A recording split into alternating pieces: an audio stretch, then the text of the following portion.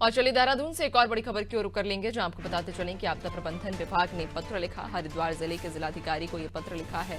मौसम उपकरण लगाने के लिए पत्र लिखा गया देहरादून से। तो ये बड़ी खबर, जहां आपको बता दें कि आपदा प्रबंधन विभाग ने पत्र लिखा है। हरिद्वार जिले के जिलाधिकारी को ये पत्र लिखा, जहां मौसम उपकरण लगाने के लिए पत्र लिखा है। तो देहरादून से ये बड़ी खबर, जहां आपदा प्रबंधन विभाग ने एक पत्र लिखा हरिद्वार जिले के जिलाधिकारी को। दरअसल आपदा प्रबंधन विभाग के द्वारा ये पत्र लिखा गया है। मौसम उपकरण लगाने के लिए ये पत्र लिखा है। ज्यादा जानकारी देंगे सहयोगी सोनू लगातार हमारे साथ बने हुए हैं। सोनू, आपदा प्रबंधन विभाग ने हरिद्वार जिले के जो जिलाधिकारी हैं उन्हें पत्र लिखकर मौसम उपकरण लगाने की मांग की है।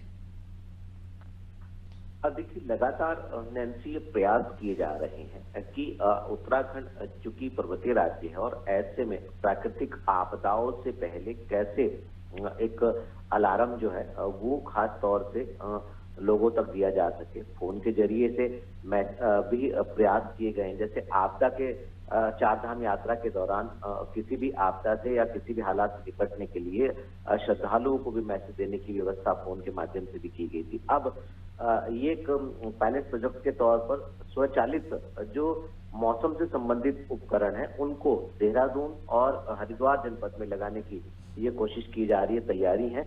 और इसमें केंद्र से भी सहयोग लिया जाएगा, क्योंकि जो मौसम विज्ञान केंद्र है उसके माध्यम से लगातार अपडेट भी दिए जाते हैं। लेकिन आपदा खास तौर से भूकंप और भूस्खलन जैसी घटनाओं को देखते हुए पहले कैसे अर्ली वार्निंग सिस्टम कैसे इस्टेब्लिश किया जा सकता है, इस पर ज्यादा फोकस किया जा रहा है। जो स्वचालित खास तौर से मौसम से संबंधित उपकरण है उनको कैसे अस्तित्व में लाया जा सकता है, इस पर लगातार प्रयास किए जा रहे हैं। ये कोशिश की जा रही है कि देहरादून और हरिद्वार में जब ये स्वचालित मौसम उपकरण केंद्र स्थापित हो जाएंगे तो इससे कहीं ना कहीं जनता को मौसम से संबंधित जो अपडेट्स हैं, क्योंकि पल पल उत्तराखंड का मौसम का मिजाज बदलता रहता है। पर्वतीय क्षेत्रों में कुछ और मौसम होता है, मैदानी क्षेत्रों में कुछ और मौसम होता है, और ऐसे में मौसम एक बड़ी चुनौती कहीं ना कहीं सरकारी तंत्र के लिए बना रहता है। तो कैसे इससे निपटा जा सकता है, इसके लिए आपदा प्रबंधन विभाग जो है वो लगातार प्रयास कर रहा है। अब विभागीय अधिकारियों ने एक पत्र लिखा है जिलाधिकारियों को, दो जिलों के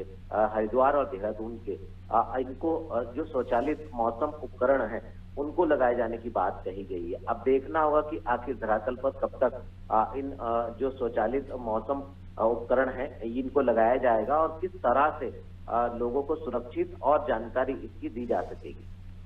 बिल्कुल सोनू, और चूंकि अब मांग उठाई गई है आपदा प्रबंधन विभाग के द्वारा कि मौसम उपकरण लगाया जाए, लेकिन अगर इस मौसम उपकरण की हम बात करें जिसको लेकर मांग की जा रही है, तो क्या कुछ विशेषताएं इसको रहेंगी? अगर मौसम उपकरण लगाया जाता है, मांग पूरी की जाती है, तो इससे कितना फायदा होगा और क्या कुछ इसकी विशेषताएं रहेंगी?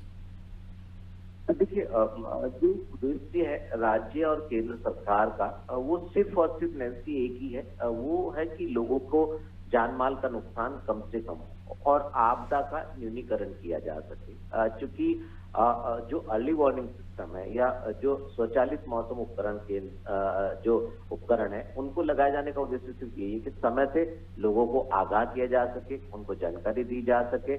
और इसके साथ साथ जो आपदा, अगर कहीं पर कोई प्राकृतिक आपदा आती है, आप देखिए आपदा को रोका नहीं जा सकता, लेकिन आपदा के बाद रिस्पांस टाइम कम से कम कैसे हो सकता है। और अर्ली वार्निंग सिस्टम का मतलब सिर्फ और सिर्फ यही है, अगर कहीं कोई भूकंप आता है तो उससे पहले लोगों को सचेत किया जा सके और जान माल की जो होने वाली हानि है उससे सुरक्षा प्रदान कराई जा सके। यही वजह है कि डॉप्लर रडार लगाए जाने की बात हो, मौसम से अपडेट लेने की, या इसके अलावा जो अर्ली वार्निंग सिस्टम है उसको और मजबूत करने की बात हो, या फिर स्वचालित मौसम से संबंधित उपकरण लगाए जाने की बात हो। लगातार विभागीय स्तर पर प्रयास किए जा रहे हैं और इसके लिए कई बार बड़े स्तर की, राष्ट्रीय स्तर की वर्कशॉप भी आयोजित की जा चुकी हैं। उम्मीद ये की जा रही है कि इसके विभाग के, राज्य सरकार के और केंद्र सरकार के संयुक्त रूप से जो प्रयास किए जा रहे हैं, इसका फायदा आने वाले समय में उत्तराखंड के जनमानस को और उत्तराखंड में पहुंचने वाले पर्यटकों को मिलेगा। बिल्कुल, वाकई। और इस मौसम उपकरण के को लेकर जो मांग उठाई जा रही है, उम्मीद यही है कि इस मांग को देखने वाली बात रहेगी कब तक पूरा किया जाएगा और मौसम उपकरण लगने के बाद कितना फायदा होगा। बहुत शुक्रिया आपका जानकारी साझा करने के लिए।